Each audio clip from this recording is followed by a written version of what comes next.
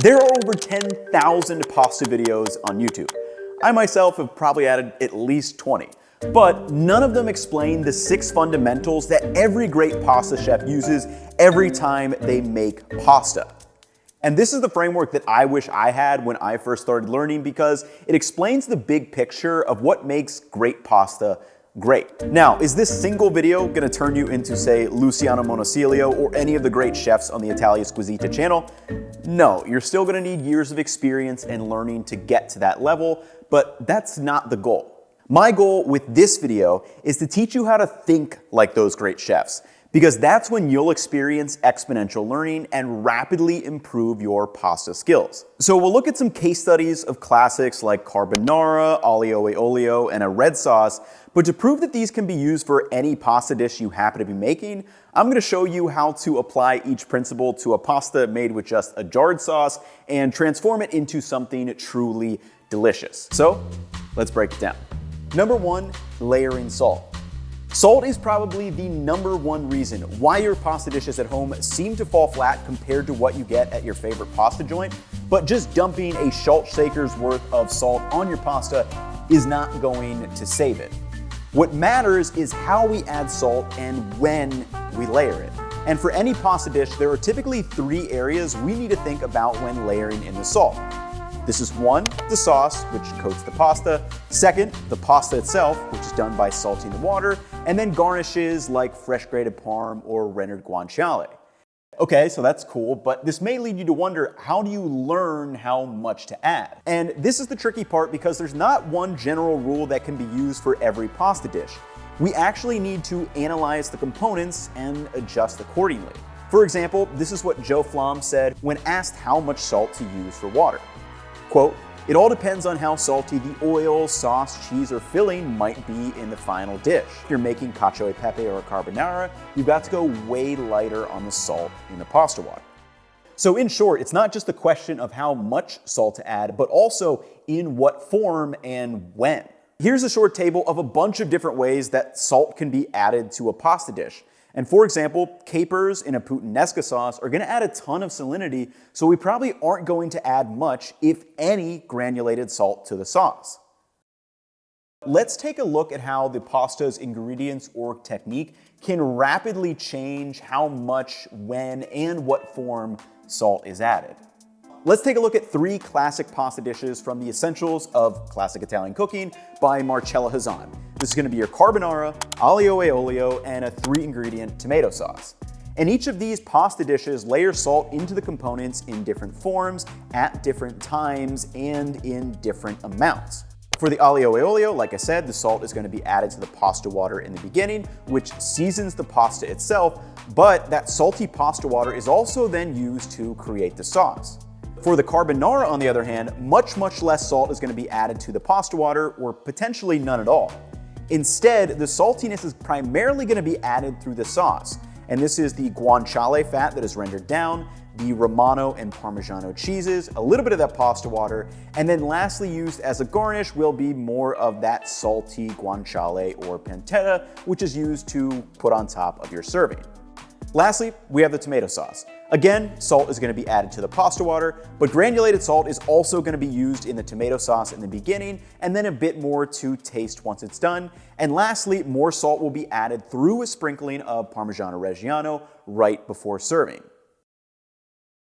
Now, also important to note that our goal when using salt in general is not to make food taste salty, but actually to enhance existing flavors that the salt is gonna be touching. And for pasta, it really comes down to evaluating those 3 areas: the sauce, the pasta itself, and then garnishes. Now for our jarred pasta sauce, since it's already cooked and seasoned, I'm gonna give it a taste. And I would say it's on the saltier side. So when applying this principle, I'm gonna go a little bit lighter on the salt in my pasta water and also thin it out with a little bit of that less salty water.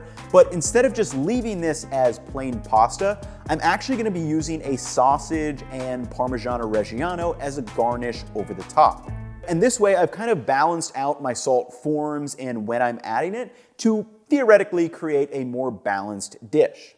So I would say layering salt is the first spot to start understanding making better pasta at home, But if you're truly trying to recreate that restaurant style experience, you have to know and understand, number 2, how to layer the fats. 1 second before covering layering fats, let's talk about choosing the right wine, which is something I don't know a lot about at all. So luckily I have some help from today's sponsor, Bright Cellars. Bright Cellars is a monthly wine subscription that pairs you with wine you'll love. And each box comes with wine education cards for the bottles that outline tasting notes, suggested pairings, serving temperature, and the origin. In my box, I got a mix of white and red wines. And the Zinfandel, for example, is a medium-bodied red that I would pair with the tomato-based sauce, whereas for the pasta carbonara, I would go for the dry white to help cut through the richness and fat from the egg yolk, pancetta, and cheese. And experimenting with and learning about pairings that you enjoy can really elevate both the pasta and the wine, getting you closer to that restaurant experience at home. So using my link below, you can get started by taking the wine quiz to see your personalized matches and get 50% off your first 6-bottle box for a total of only $55, shipping included. So thank you, Bright Cellars, for sponsoring this part of the video, but now let's get back into those delicious fats. Whether it's roasted vegetables, salads, or pasta, restaurants are gonna sneak in fats and oils into way more stages of the cooking process than you would ever think about doing at home, and I'm always reminded of this interview with the late Anthony Bourdain. Yeah, I hope I haven't frightened anyone away, but it is usually the first thing and the last thing in just about every pan. Yeah, that's why restaurant food tastes better than home food a lot of the times. It's butter. Now at home, we can obviously control the fat to reduce calories if we want to, but I think you need to go to the dark side a little bit and understand how and where restaurants are going to be adding fat to their pasta dishes, and then you can scale back as needed. Just like salt, there are a ton of forms that fat can potentially be added, such as pure fats like oils, meats, and cheeses. And the question is, what does fat do that makes pasta dishes taste so good? So from a taste perspective, fats can distribute the flavors of an aromatic base, it can round out the edges in an emulsified sauce, or provide direct flavor through a garnish. And then from a texture perspective, fats are what create that luscious, oily mouthfeel that we find addicting. Now, great chefs know and take advantage of these two characteristics. And if you take a look at an Italia Squisita video, almost every one of those pasta dishes has a really nice sheen to it. And much like adding salt, it's not just a question of how much fat to add, but also in what form and when. So here are the 3 typical areas that fats are gonna be snuck into pasta. First up, you have the aromatic base. Secondly, you have the sauce emulsion. And then finally, you have your garnishes, which could be flavored oils or cheeses.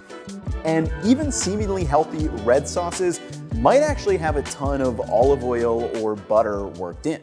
For example, Marcella Hazan's 3-ingredient tomato sauce literally has like 5 tablespoons of butter per can of tomatoes, and yeah, it's absolutely to die for. Now, while the aromatic base may be the first area to look, next up we have sauce emulsions, and this is where some fat is mixed with a liquid. This could be pasta water, cheeses, or your tomato sauce. For example, a carbonara is going to be created by emulsifying starchy pasta water, rendered guanciale fat, and Parmesan cheese. Or a vodka sauce is created through heavy cream, butter, and tomato sauce. Or you have the classic aglio e olio, which is created through an emulsion of the seasoned pasta water and the garlic-infused aromatic olive oil. And also classically, many Italian families are gonna make like that Sunday sauce, which is basically a large amount of red sauce, but it's stewed down with sausages, meatballs, or any other cuts of meat. So after several hours or even a full day of cooking, all those fats are gonna render down and infuse with the sauce, creating something truly addictive. Then lastly, when it comes to garnishes, we've all seen that little hit of grated parm you typically get at the restaurant table, but another thing that a lot of restaurants do before it even leaves the kitchen is add a little drizzle of aromatic oil. This could be olive, truffle oil, for example, and it's a way to distribute even more flavor throughout the pasta dish. And if you want to work on these skills, I would take a look at the Italia Squisita channel, but specifically check out this tuna pasta video and see if you can find all the forms that fat is added to this dish and when they are added. It's a straight up masterclass in layering fats for what seems like a really simple dish, and I'll list my answers below in the description if you want to quickly take a look. But let's get back to our jarred sauce. So when I'm at home, I'm generally going to be a little bit more health conscious. I'm not going to be loading up my pasta with a ton of butter, olive oil all the time.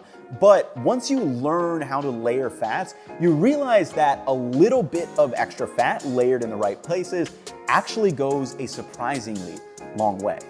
Like I mentioned in the prior section, I'm going to use some Italian sausage, so I just toss that onto a skillet to let render, and for me, I want to get this meat pretty crisp and render out most, if not all, of the fat. Once the meat is done, I'm going to drain and set that aside, but keep the fat in the pan and add a little extra drizzle of olive oil. Next, I'll toss in a smashed clove of garlic, a sprig of rosemary, and gently toast those to let those flavors infuse into the oil. Once infused, I pour that off into a bowl, and then for the plating, I added that crisp sausage over top, in addition to a little 3-gram drizzle of that infused oil, and it's shocking just how good adding a couple drops of that flavored oil can do for a pasta dish. Lastly, while generally, yes, adding a fat is going to enhance a dish, you can definitely still go too far, so be a bit careful. You definitely don't want to end up with some greasy pasta. Texture and mouthfeel matters a ton for our eating experience, which brings us to the next fundamental, which is probably the hardest to execute, and that is number 3, nailing the sauce consistency. The sauce consistency is something that great chefs have dialed in every single time, but it's an absolute bane to most home cooks, especially when you're first starting out. For example, you've probably either had a watery tomato sauce, a stringy cacio e pepe, or an aglio e olio that ends up tasting like watered garlic noodles. What makes it so tough is that each pasta dish is a little bit different in how that sauce is going to actually come together, and some can be much more finicky than others. However, I'm going to share 3 chunks of information that when you link them together, completely changed how I approach making my pasta sauces. However, first, let me use a quick quote from Mark Vitry that explains the importance of pasta sauce in the first place. Quote, "This is when the marriage of pasta and sauce happens. As you stir, toss, or shake, the pasta absorbs liquid from the sauce absorbs starch from the pasta, and the two emulsify. They become one. And of course, the better the pasta, the better the final dish. The end result should always be a sauce that literally clings to the pasta." So here are the 3 chunks of information that need to be learned when it comes to emulsifying sauces. And first up is that realizing pasta sauces generally fall under 3 categories. First, you have your pasta water-based ones, so think your aglio e olio, alla gricia, or alle vongole. Then you have suspension-based, which is your tomatoes. Think your marinara, bolognese, Sunday sauce, or any other vegetable-based sauce. Lastly, we have dairy and egg-based, so think your Alfredos, cacio e pepes, carbonaras, or mac and cheese. So those are the 3 sauce categories, but the second piece of information we need to link together is defining the problem. The problem we need to solve is getting 2 liquids to stay together that generally do not want to stay together. And for each sauce, that problem is going to look a little different. For example, the aglio e olio, it's going to be olive oil and your pasta water. For a marinara, it's going to be the tomatoes, tomato juices, and maybe the oil used in the aromatic base. Then for a traditional Alfredo, it's going to be your Parmesan cheese, the butter, and the pasta water. Now that we have the problem defined, obviously we need to know how to solve it, and restaurants and chefs are typically going to use the same 3 elements over and over to create foolproof sauce emulsions. Number 1 is the ratio of liquids to fat. Number 2 is the heat control. And then third, and very importantly, is the emulsion stabilizers and thickeners. Now these elements are pretty high level because for every pasta dish out there, there's going to be a ton of nuance in how these are used with each other and to what degree depending on the final dish. For example, I did an entire video talking about the intricacies of how important controlling the heat is when making a cacio e pepe sauce, and there's really multiple ways you could go about it. So obviously I can't really do that for every pasta dish in this single video, but I do highly recommend going back to watch that one. That being said, let me give you a couple of quick hits for how you can start thinking about this. For example, say you're making an aglio e olio, except instead of a smooth sauce, you kind of end up with pasta in garlic water. Now, there's multiple ways that you can solve this. Number one, you could add more fat to distribute among the water. Basically, you're making a vinaigrette, so the more fat, the thicker it's going to get. On the other hand, say you don't want to use more oil. Then you could increase the heat in your pan, which will boil off and reduce the amount of water, giving you a higher ratio of fat as well. Or thirdly, by reducing the water, you are additionally increasing the concentration of the pasta starch, which is going to help thicken the water. Or you can make a separate cornstarch slurry to add, or maybe just a knob of butter will make it perfect too. Also, I'm a big believer in embracing the use of emulsion stabilizers and thickeners, of which there are countless ways to dial in the consistency. You could try adding some cornstarch to your grated cheese or making a cornstarch gel, something that even Luciano Monasilio does for his restaurant service. There's really no right or wrong way to achieve a perfectly emulsified sauce to put on your dinner table. Lastly, for our jawed sauce, since this is already blended, there's not much I can do to it, but I do highly recommend saucing your pasta in a separate pan. And that's what I did for this version. Like Vetri mentions, it's where that marriage start to happens, and then you can always use a separate bowl to spoon over the top as well at serving. So in my opinion, the first three fundamentals we just got done covering are really the most important ones, but they definitely take a little bit longer to learn, even now that you have kind of that mental framework you can refer to. That being said, the latter three fundamentals that we're going to cover are much easier and lower hanging fruit to incorporate, and that starts with number 4, which is choosing the right pasta. When I was in college, the right pasta always meant the cheapest pasta. But as soon as you have room in the budget, I do highly recommend spending the extra $1 or $2 on a bronze cut pasta. This is seriously the easiest way to start making better pasta, especially when just pairing this with jarred sauce. And the bronze cut pasta has 3 primary advantages. Typically, there are 2 categories of dried pasta we can get at the store. 1, those cut from Teflon dies, and 2, those cut from bronze dies. And as you'll see, these have completely different textures and qualities when cooking. And the 3 main potential advantages of the bronze die cut pasta are 1, more starch is released, which helps bind the sauce, like we just talked about. Secondly, the sauce is going to stick better to the slightly rough and sticky starch texture, which is great for a tomato sauce that may otherwise slide off. And thirdly, it's going to have a more intense pasta flavor, which could be advantageous for a pasta-forward dish like aglio e olio. At the store, the cheapest pasta is typically going to be your Teflon cut at around $1 per box. Then the average bronze die cut pasta is around $3 to $4, but you can find artisanal batches all the way up to $7 or more.